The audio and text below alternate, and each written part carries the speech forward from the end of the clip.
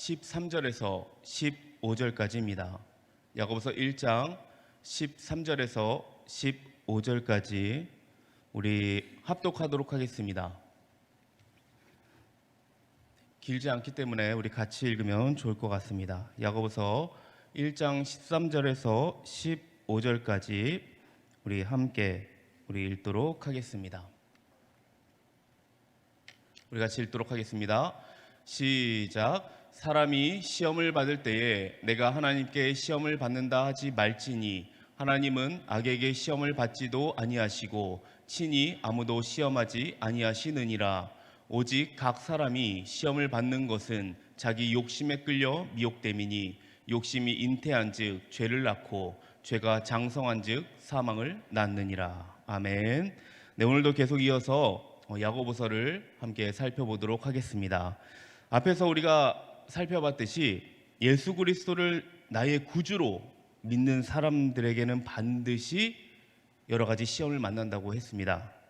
예수님을 믿으면 잘 돼야 되는데 시험을 만나게 되는 거예요. 처음 교회에 오시는 분들에게 이렇게 얘기하면 시험이 들어서 교회를 떠날 것 같기는 합니다. 그렇습니다. 만약 우리가 누군가에게 이야기를 한다면 안 좋은 말보다는 듣기 좋은 말을 할 거라 보여집니다. 예를 들어서 우리가 새해가 되면 덕담을 하지 않습니까? 그럼 좋은 말들을 많이 해줍니다. 또한 우리가 결혼식 가서 이 축복의 말을 해주지 나쁜 말을 해주지는 않지 않습니까? 가끔은 친구들이 너 인생 끝났다 라고 장난을 치기는 하지만 그래도 기본 전제는 잘 되기를 바라고 있습니다. 그런데 성경은 사람들이 듣기에 좋은 말만 하지 않는다는 것입니다. 이것은 야고보서 서론을 보면서 우리가 함께 살펴봤죠. 예수님을 믿는 사람들이 세상을 살아갈 때 그저 좋은 일만 있기를 바란다는 식으로 이야기하지 않는다는 것입니다. 정말 우리의 생각을 완전히 바꿔놓는 말들을 야고보가 합니다.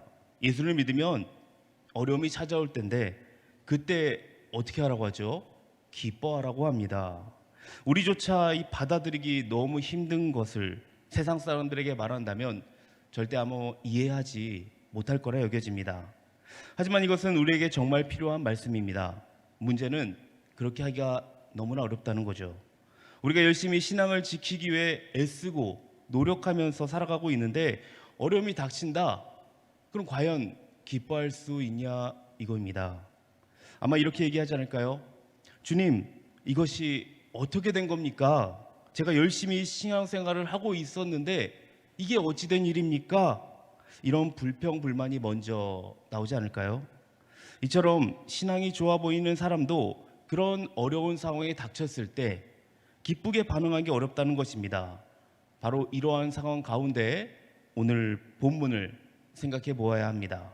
오늘 본문은 13절부터지만 이게 12절과 이어집니다. 우리가 몇 주 전에 살펴봤지만 계속 시험이라는 주제를 지금 공통으로 다루고 있습니다. 그러나 조금 더 파고 들어가다 보면 12절에는 이 외적인 시련을 다루고 있습니다. 저번에 말씀을 드렸는데 많이 지나서 기억이 잘 안 나시죠?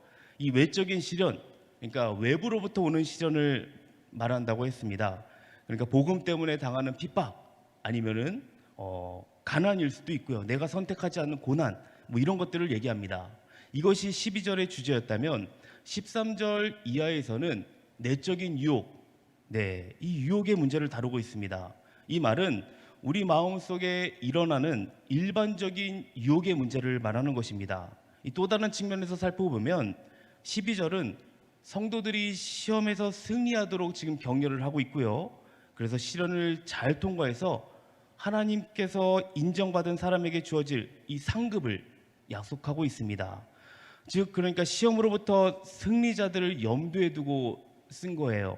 그러나 이 13절 이하에서는 이 시험에 패배할 가능성이 있는 사람들을 이 염두에 두고 한 말입니다. 자, 이렇게 보면 12절은 승리자를 위한 약속이지만 13절은 패배자를 향한 경고라고 볼 수 있을 것 같습니다. 성도 여러분, 실패자들이 갖고 있는 공통적인 생각이 뭔지 아십니까? 유혹이 넘어지면 그 책임을 누군가에게 전가하기를 좋아한다는 거예요.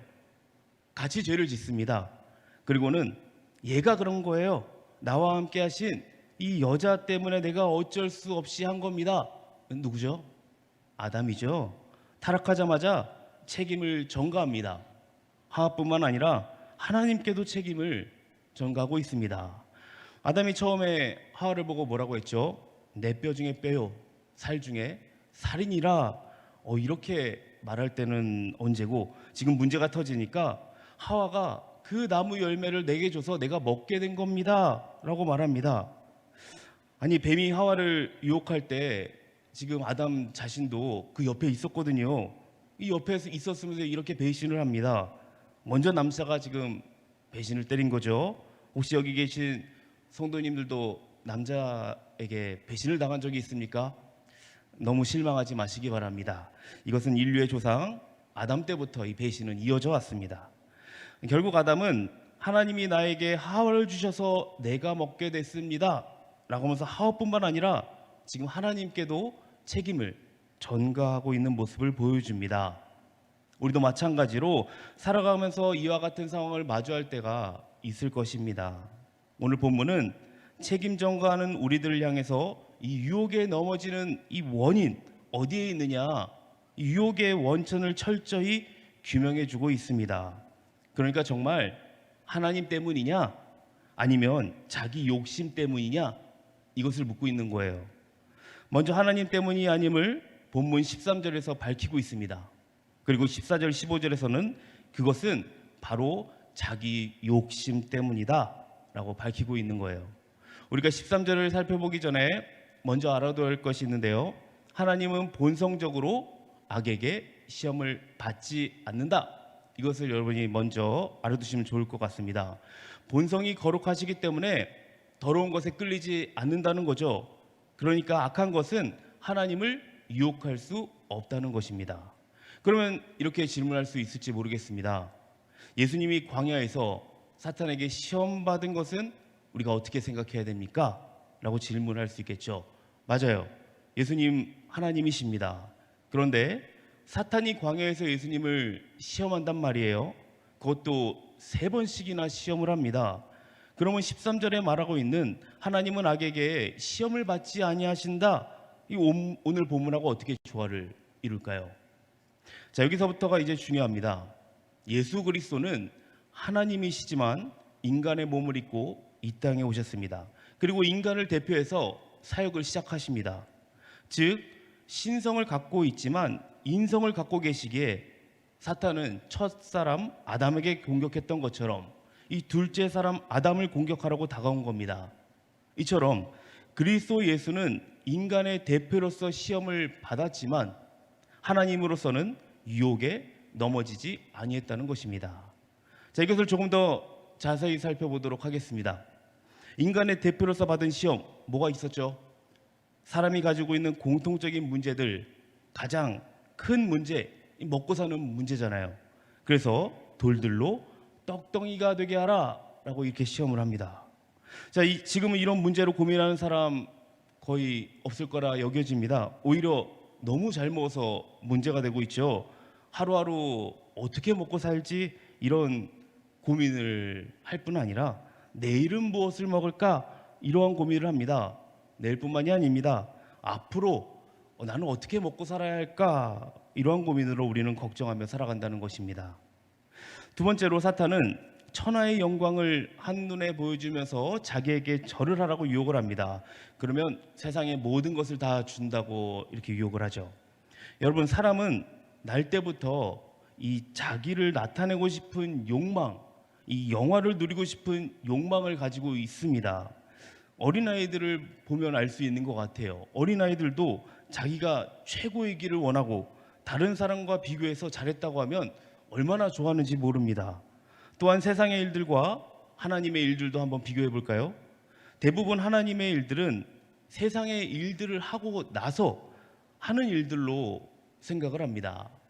이런 생각을 청년들이 많이 가지고 있더라고요. 그래서 제가 그것은 잘못된 가치관이다 라고 지적을 하면서 그리스도인의 가치관을 이렇게 자세히 또 가르쳐 주고 있습니다. 그만큼 우리는 나의 삶이 중요하고 또 나를 나타내고자 하는 욕심이 있습니다. 하지만 예수님은 세상이 제공하는 이 헛된 영화에 거짓된 반짝거림에 넘어지지 않습니다. 예수님은 하늘의 영광과 비교해 볼 때 이 세상의 영화라는 것은 헛된 것에 불과하다는 것을 알았기에 넘어지지 않습니다. 자, 그리고 마지막 시험이 뭐죠? 높은 데서 뛰어내리라는 거였습니다. 그럼 천사가 받아준다고 합니다. 자, 예수님은 사람의 인기를 모으고 이 찬사를 받는 것보다 오직 하나님을 경배하는 것이 더 중요하다는 것을 알았습니다. 사람들이 박수 쳐주기를 마음속에 조금이라도 예수님이 원했다면 충분히 넘어졌을 것입니다. 그러나 예수님이 시험을 받아 넘어지지 않는 것은 그 본성이 거룩하시기 때문입니다. 야고보는 그래서 하나님은 악에게 시험을 받지도 아니하시고 라고 말하는 것입니다. 하나님은 본성적으로 유혹을 받지 아니하시는 분일 뿐만 아니라 아무도 유혹하지 않으십니다. 유혹에 넘어진 다음 하나님에게 책임을 전가하는 것은 옳지 않다는 것을 오늘 야고보가 본문에서 말하고 있습니다. 그러니까 우리가 시험을 받을 때 나 지금 하나님께 시험 받고 있는 중이야 라고 좀 이상한 소리 하지 말라는 겁니다. 내가 시험을 받는 것은 내 자신의 욕망 때문이지 하나님이 나를 시험하고 있는 것이 아니라는 것입니다. 자, 지금 제가 야고보서 시험을 말할 때 지금 야고보서의 시험은 세 가지라고 했어요. 테스트, 그리고 템테이션, 트라이얼. 네, 이렇게 세 가지로 구분했는데 지금 이것은 어느 시험이죠? 네, 유혹이에요, 유혹. 그러니까 내적인 시험, 사탄의 유혹입니다. 이 외적인 시험을 말하는 게 아닙니다. 여러분이 잘 아는 아브라함의 시험, 요거는 하나님이 주신 시험이죠. 이 테스트, 외적인 시험이에요. 이건 아브라함이 얼마나 신앙이 좋은지 입증하고 싶어서 한 게 아닙니다. 하나님이 아브라함을 단련하기 위해서, 그리고 더 훈련시키기 위해서, 만방에 자기의 공의를 드러내기 위해서 시험하신 것입니다. 자, 이처럼 하나님은 친히 아무도 시험하지 아니하신다는 것은 아무도 유혹하지 않는다는 말입니다. 하나님은 절대 사람을 유혹해서 넘어뜨리지 않습니다. 하나님은 격려하기 위해서, 북돋아주기 위해서, 자기의 이 선한 뜻을 두고 우리를 단련시키기 위해서 이 시험을 하신다는 겁니다. 우리를 땅에 처박기 위해서, 이 넘어뜨리기 위해서 유혹을 하지 않으신다는 거예요. 그것이 하나님의 시험과 그리고 사탄의 시험의 차이라고 볼 수 있습니다. 이것을 잘 기억하고 들으시면 좋을 것 같습니다. 이와 같이 하나님이 시험이 원천이 아닌 것을 지금 13절에 밝히고 있습니다. 그 다음 14절에서 시험의 유일한 원천을 말해주고 있습니다. 14절을 함께 우리 보도록 할까요? 14절을 같이 한번 읽어보도록 하겠습니다. 시작. 오직 각 사람이 시험을 받는 것은 자기 욕심에 끌려 미혹됨이니. 네, 우리가 신앙생활을 하다 보면 여러 가지 면에서 시험에 들 때가 있을 것입니다. 그러나 성경은 그 시험의 근원이 어떤 제도나 다른 사람 때문이 아니라 자기 자신에게 있다고 지금 합니다. 자기 욕심 때문에 시험에 든다고 지금 규명하고 있습니다. 여기서 자기 욕심에 끌려 미혹된다고 지금 얘기하고 있잖아요. 미혹되다 라는 이 말이요, 낚시꾼이 물고기를 유혹한다는 말과 같은 단어로 쓰여지더라고요. 여러분들이 낚시를 해봤는지 모르겠습니다. 안 해보신 분들도 한번 미끼에 끌려서 미끼에 끌리는 이 물고기를 한번 잘 생각해 보시기 바랍니다. 물고기가 배가 부르면 낚시 이 끝에 달려있는 미끼를 보고 물까요? 간혹 멍청한 물고기는 물기는 하는 것 같습니다. 그런데 보통 배가 부르면 먹지 않는 것 같아요. 마찬가지로 사람도 이 배가 부르면 정말 저는 삼겹살을 좋아하는데 정말 맛있는 삼겹살이 내 앞에 있더라도 그냥 맛있는 삼겹살이구나 정도 하고 지나갈 뿐이지 그것이 유혹이 되지 못한다는 거예요. 그런데 배가 고플 때는 어떤가요? 유혹이 말도 못하게 커집니다. 사람들은 가끔 주식으로 돈을 날리기도 합니다. 월급으로 먹고 사는데 지장이 없는데도 일확천금 하겠다고 주식에 손은 손을 대는 사람들이 꽤 많죠. 주식뿐만이 아닙니다.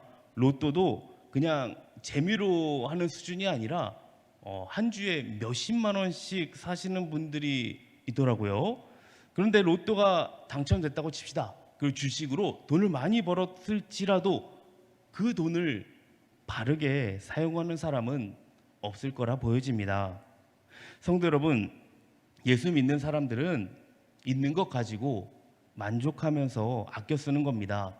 그리고 서로 돕는 일에 관심을 쏟아야 합니다. 우리가 살아가면서 너무 욕심내지 않았으면 좋겠습니다. 욕심이 오히려 화를 부르고 나를 유혹에 빠뜨리게 할 것이기 때문에 그렇습니다. 우리가 조금 아까 살펴봤던 예수님이 당했던 유혹 가운데 돌로 떡을 만들어 먹으라는 유혹, 이거는 본능적인 욕망에 호소한 것입니다. 40일 동안 금식을 한 예수님의 가장 원초적 욕망에 호소한 것입니다. 저는 이 말씀을 보면서요, 항상 궁금한 생각이 있었어요. 이게 예수님에게 그렇게 힘든 유혹일까? 생각이 들더라고요. 아니, 돌이 아니라 좀 정말 맛있는 음식을 딱 앞에 딱 차려놓고 이렇게 얘기를 해야 되는 거 아닌가? 이런 생각이 들더라고요. 그런데 예수님과 제가 다른 게 한 가지 있더라고요. 저는 40일을 굶고 돌멩이를 봐도 이게 먹을 것처럼 보이지 않는다는 거죠. 유혹이 전혀 되지 않아요. 그런데 예수님은 전능자이지 않습니까? 돌을 떡으로 만들 수 있는 능력이 있는 거예요. 그래서 아마 유혹이 될 수 있을 것입니다. 여러분, 사탄이 사용하는 미끼는 경우마다 사람마다 다 다릅니다. 각자 가지고 있는 이 욕망이 다르기 때문에 그렇습니다. 무엇을 미끼로 해야 물고기가 잘 무는지 이 낚시꾼들은 다 알고 있습니다. 낚시꾼들도 이 물고기에 따라서 미끼를 달리 사용하는데 하물며 사탄이야 말할 것이 무엇이 있겠습니까? 이처럼 우리가 세상을 살아가는 한 늘 이런 유혹 있을 수밖에 없다는 거예요. 어떻게든 우리에게 사탄은 영향을 미치려고 노력을 할 것입니다. 사탄에게는 그것이 필사적인 노력일 것입니다. 그러므로 사탄은 기본적으로 두 가지를 합니다. 첫째로는 안 믿는 사람이 끝까지 못 믿게 하는 일을 하려고 할 것이고, 둘째로 믿는 우리들에게도 주의 말씀에 철저히 순종하지 못하도록 여러 가지 활동을 할 거예요.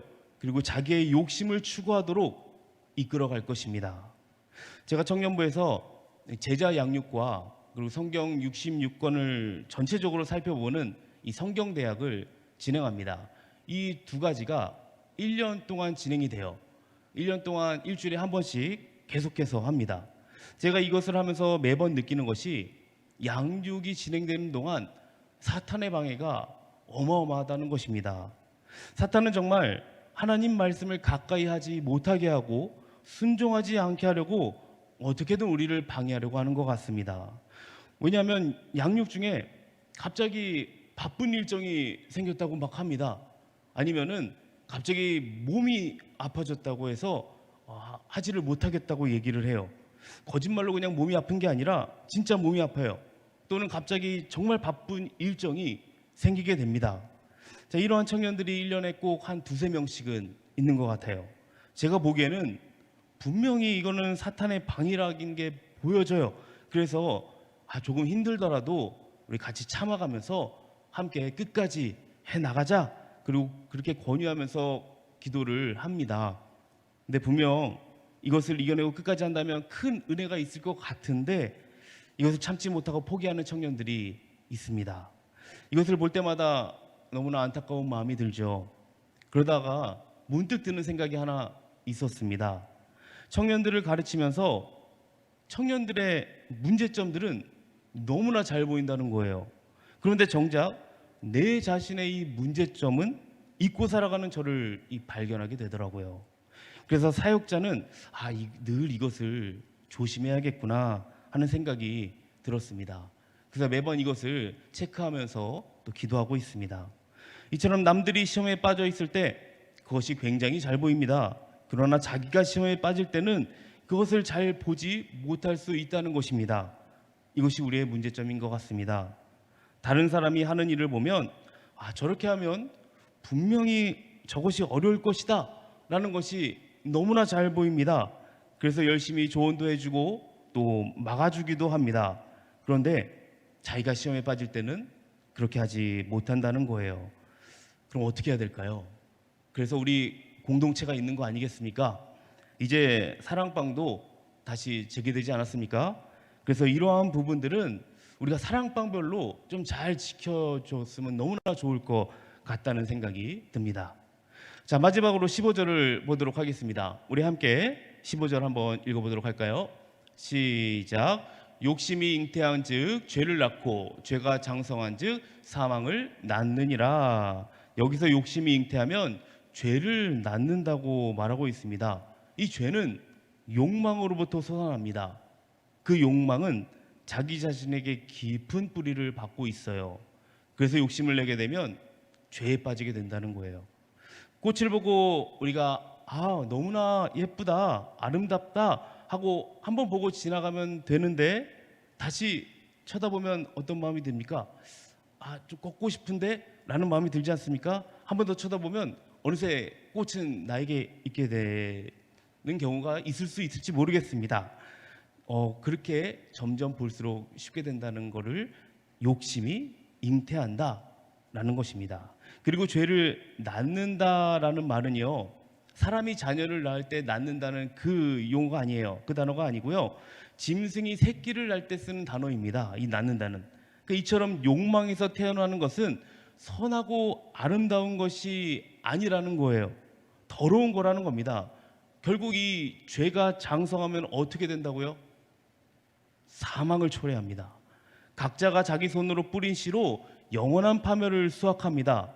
자기의 욕망이 잉태해서 죄가 되고 그 죄가 점점 장성해서 사망에 이르게 된다는 것입니다. 자기 손으로 뿌린 것을 자기가 거두게 되는 거죠. 그래서 영원한 죽음은 죄의 극치입니다. 유혹의 마지막 종착역은 사망이라는 것입니다. 우리가 12절에서 살펴봤지만 승리자들이 누리는 축복과 패배자들의 결말이 지금 얼마나 대조를 이루는지 볼 수 있습니다. 여기서 예수님을 믿는 사람의 기본적인 마음을 배우게 됩니다. 자기 욕심에 끌려 죄를 짓지 않는 것이 예수님을 믿는 사람의 기본적인 마음이라는 것입니다. 여기에 대해서 이렇게 얘기할 수 있는 분들이 분명히 있을 겁니다. 그런 사람이 어디 있습니까? 없잖아요. 할지 모르겠습니다. 그래요. 자기 욕심에 끌려 죄를 짓지 않는 사람 찾는 게 정말 어려울지 모르겠습니다. 그럼에도 이 말씀을 우리에게 주신 이유는 예수님을 믿는 사람이 이렇게 살아서는 안 된다는 것입니다.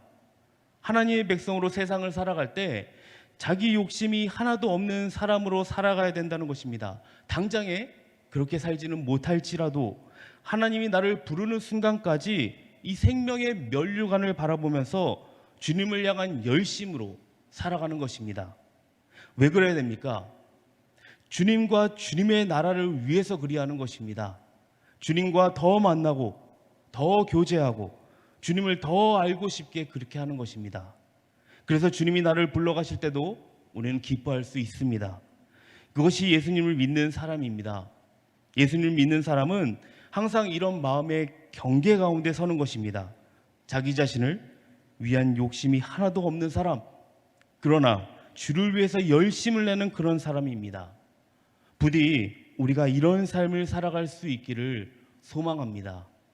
우리 모두 주님의 도우심을 구하면서 이 시험에서 승리하셔서 주님의 영광을 나타내는 우리 동원교회 모든 성도님들 되시기를 주님의 이름으로 축복합니다. 아멘. 우리 이 시간 함께 찬양하고 우리 기도하는 시간을 가지면 좋을 것 같습니다. 우리 찬양할 때 우리 가사를 생각하시면서 우리 함께 찬양하도록 하겠습니다. 세상의 유혹 시험이 내게 몰려올 때에 우리 함께 찬양하고 기도하도록 하겠습니다.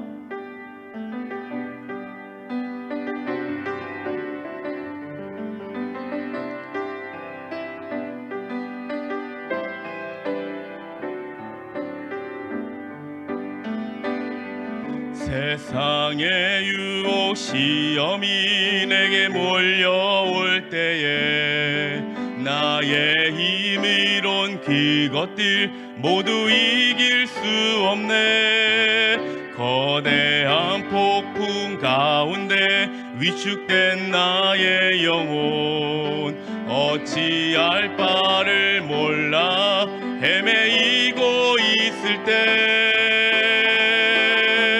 주를 찬양 손을 들고 찬양 전쟁은 나에게 속한 것 아니니 주를 찬양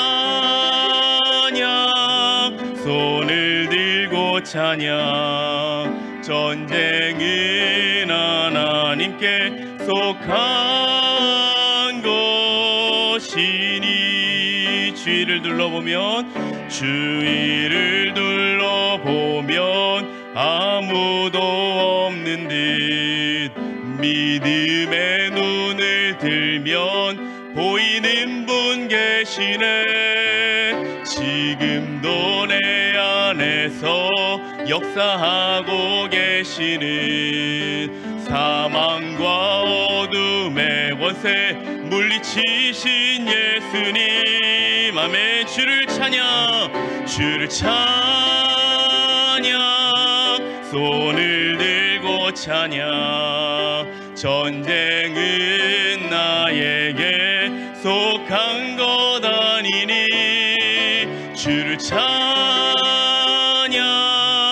손을 들고 찬양 전쟁은 하나님께 속한 것이 우리 한 번 더 주를 찬양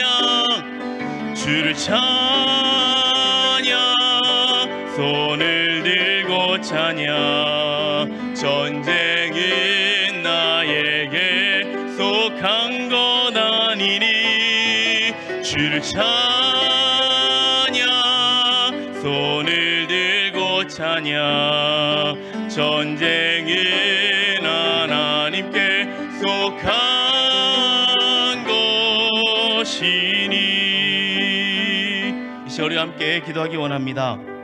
우리가 자기 욕심에 이끌려서 죄 가운데 거하지 않도록 우리가 함께 기도하며 나가도록 하겠습니다. 그리고 주님을 향한 열심을 가지고 이 성령의 소욕의 사람이 되어서 이 주님의 영광을 위해 사는 우리가 될 수 있도록 우리가 간절히 기도하도록 하겠습니다. 그리고 이제 여름 성경학교와 수련회가 이제 시작될 텐데 잘 준비할 수 있게 해주시고 또 여름 수련회 가운데에 은혜의 시간이 될 수 있도록 우리가 함께 간절히 기도하겠습니다. 그리고 마지막으로 연약한 이들과 우리 환우들을 위해서 우리 함께 기도하며 나가도록 하겠습니다. 이것을 위해서 같이 주여 한번 외치고 기도하며 나가도록 하겠습니다. 주여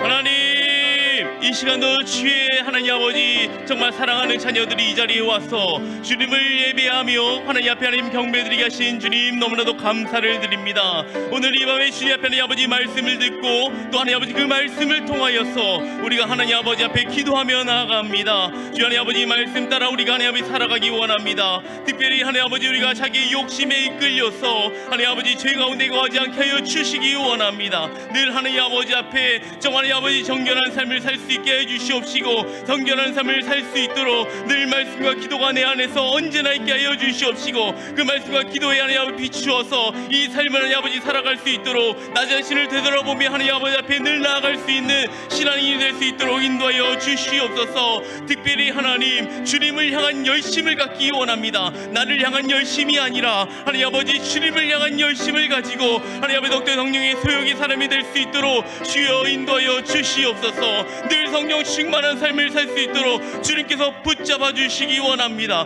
그래서 하나님 아버지 주님의 영광을 위해 사는 우리가 될 수 있도록 주님 인도하여 주시옵소서. 평생에 주님을 찬양하며 주님을 사랑하는 우리 동역교회 성도님들 되기 원합니다. 그래서 하나님 아버지 시험을 이길 수 있는 믿음과 인내가 하나님 아버지 우리 가운데 있게 하여 주시옵시고 우리에게 하나님 아버지 주신 지혜로 말미암아 늘 하나님을 자랑하며 하나님 아버지 그 지혜로 말미암아 하나님 아버지 앞에 나아갈 수 있도록 주여 붙잡아 인도하여 인도하여 주시옵소서. 특별히 아버지 여름 성경학교와 또 아버지 수련회를 준비하고 있습니다. 준비하고 있는 모든 손길 위에 하나님의 은혜를 더하여 주시옵시고, 특별히 아버지 이 수련회 가운데에 하나님을 만나며 하나님을 경험하며 하나님의 사람이 될 수 있도록 하나님께서 하나님 아버지 그 기간 가운데 하나님 아버지여 크신 은혜를 더하여 주시옵소서. 또 하나님 아버지 연약한 이들과 환우들이 있습니다. 주님께서 하나님 아버지 만져주시기 원합니다. 주님께서 하나님 아버지 회복될 수 있도록 하나님 아버지 힘을 더하여 주시옵소서. 그래서 하나님 아버지 온전한 회복 가운데에 이 자리에 함께 남아 주님을 예배하는 큰 기쁨과 또 하나님 은혜가 있을 수 있도록 도와주시기 원합니다.